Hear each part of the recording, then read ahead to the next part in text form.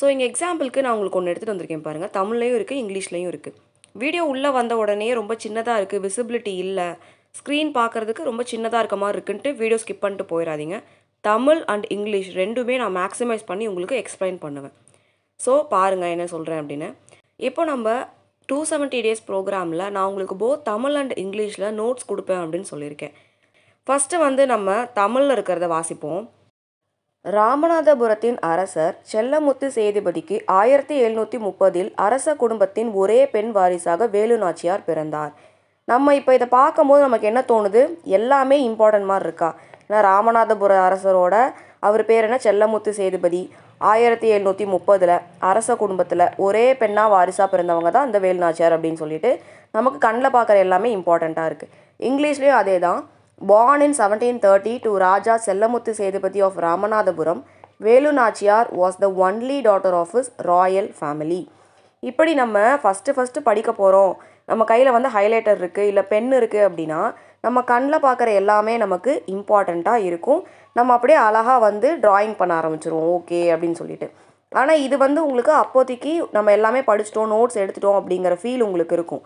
ஆனால் நீங்கள் லேட்டராக இந்த லெசனை ஒரு 4 டைம் 5 டைம் படிக்கும்போது நம்ம எதுக்கு இத்தனை மார்க் பண்ணி வச்சோம் அப்படின்னு சொல்லிட்டு கன்ஃபியூசிங்காக இருக்கும்.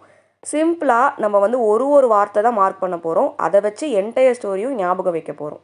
சரிங்களா? ஃபஸ்ட்டு வந்து நம்ம பென், பென்சில், ஹைலைட்டர் எதுவுமே எடுக்காமல் என்ன கொடுத்துருக்காங்க அப்படிங்கிறத வாசிக்கணும். ஓகேவா? ஒரு டைம் ஃபஸ்ட்டு ஃபுல்லாக வாசிச்சிடணும். செகண்ட் டைம் தான் நீங்கள் பென் எடுக்கணும்.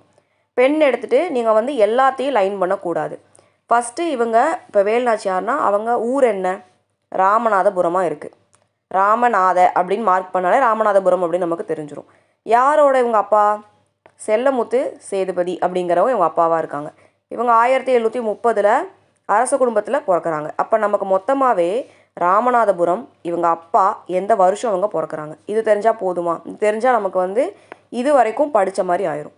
அப்போ எங்கே பிறந்தாங்க, யார் இவங்க அப்பா, எந்த வருஷம் பிறந்தாங்க. கண்டிப்பாக அரச குடும்பமாக தான் இருப்பாங்களா?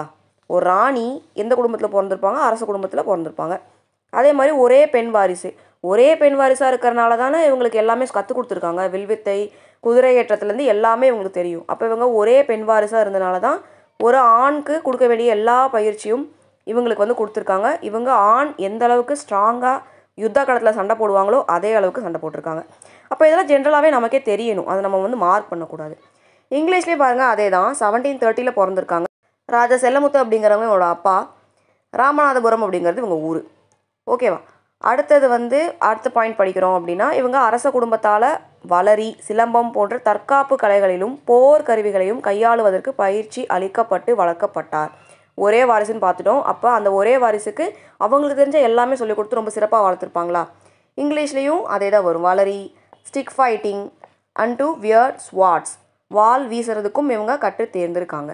இந்த மாதிரி நம்ம வந்து எப்படி பாயிண்ட்ஸ் மேக் பண்ணி படிக்க போகிறோம். உங்களுக்கு ஃபஸ்ட்டு நோட்ஸ் டேக்கிங் அப்படின்னா நீங்கள் புக்கில் எடுக்கிற அந்த நோட்ஸ் தான் நோட்ஸ் டேக்கிங் அப்படிங்கிறது. டிஃப்ரென்ஸ் நான் வந்து உங்களுக்கு சொல்லிடுறேன். உங்களுக்கு புரிஞ்ச டிஃப்ரென்ஸை நீங்கள் கமெண்ட்டில் சொல்லுங்கள். என்னோடய பாயிண்ட் ஆஃப் வியூவில் நோட்ஸ் டேக்கிங் அப்படின்னா புக்கில் நீங்கள் எடுக்கிற நோட்ஸ், புக்கில் ஆகட்டும் இல்லை நீங்கள் ஏதாவது ஒரு மெட்டீரியல் ஆகட்டும், நீங்கள் எடுக்கிற நோட்ஸ் பேர் நோட்ஸ் டேக்கிங். அதுவே நோட்ஸ் மேக்கிங் அப்படின்னா நீங்கள் எடுத்திருக்க நோட்ஸை ஓவராலாக கம்பைல் பண்ணி ஒரு பேப்பர்லேயோ நோட்லேயோ எழுதி வச்சு ரிவிஷன் பண்ணுறது. ஸோ நோட்ஸ் டேக்கிங் அப்படிங்கிறது உங்களோட செகண்ட் ப்ராசஸாக இருக்கும். நீங்கள் படிக்க ஆரம்பித்து உங்களுக்கு பாயிண்ட்ஸ்லாம் புரிஞ்சிருச்சு, எதெல்லாம் இம்பார்ட்டன்ட் நீங்கள் கலெக்ட் பண்ண ஸ்டார்ட் பண்ணிட்டீங்க அப்படின்னா உங்கள் செகண்ட் ப்ராசஸாக நோட்ஸ் டேக்கிங் இருக்கும். உங்கள் ஃபைனல் ப்ராசஸாக நோட்ஸ் மேக்கிங் இருக்கும். இதுதான் நோட்ஸ் டேக்கிங்க்கும் நோட்ஸ் மேக்கிங்க்கும் நான் அண்டர்ஸ்டாண்ட் பண்ணியிருக்க டிஃப்ரென்ஸ். உங்களுக்கு இதை தாண்டி வேறு ஏதாவது டிஃப்ரென்ஸ் தெரியும் அப்படின்னா நீங்கள் கமெண்ட்டில் சொல்லுங்கள். ஸோ இந்த மாதிரி சிம்பிளாக நம்ம ஒரு டாப்பிக்கும் எப்படி நோட்ஸ் எடுக்கலாம், எப்படி நோட்ஸ் மேக் பண்ணலாம் அப்படிங்கிறத நீங்கள் தெரிஞ்சுக்கணும் அப்படின்னா நம்ம 270 டேஸ் ப்ரோக்ராமில் ஜாயின் பண்ணிக்கோங்க. நான் உங்களுக்கு என்ன படிக்கணும், எப்படி படிக்கணுங்கிற நோட்ஸ் மேக்கிங், நோட்ஸ் டேக்கிங் டிப்ஸோட மெட்டீரியல்ஸ் ப்ரொவைட் பண்ண போகிறேன். So group 1, group 2, group 2A, group 4 இல்லை டிபார்ட்மெண்ட் எக்ஸாமில் ஜிஎஸ் படிக்கணும் அப்படின்னு ஆசைப்படுற எல்லாருமே நீங்கள் இந்த ப்ரோக்ராமில் ஜாயின் பண்ணலாம். எந்த ஒரு ஃபீஸுமே கிடையாது. நீங்கள் நம்ம சேனலை சப்ஸ்கிரைப் பண்ணணும் அண்ட் நம்ம டெலிகிராமில் ஜாயின் பண்ணணும். இதுவே மோர் தென் இனஃப். உங்களுக்கு தேவையான எல்லா மெட்டீரியல் அண்ட் கைடன்ஸ் வந்து கிடைக்கும். இந்த வீடியோ உங்களுக்கு யூஸ்ஃபுல்லாக இருக்குன்னு ஃபீல் பண்ணால் லைக் ஒன்று போட்டுருங்க, கமெண்ட் பண்ணுங்கள். உங்கள் கமெண்ட் தான் என்னோட எனர்ஜி. ஸோ உங்களுக்கு ஏதாவது டவுட் இருந்துச்சு அப்படின்னா நீங்கள் என்ன கேட்கலாம். மைசெல்ஃப் ஹர்ஷா. இந்த வீடியோ ஃபுல்லாக பார்த்ததுக்கு தேங்க்யூ.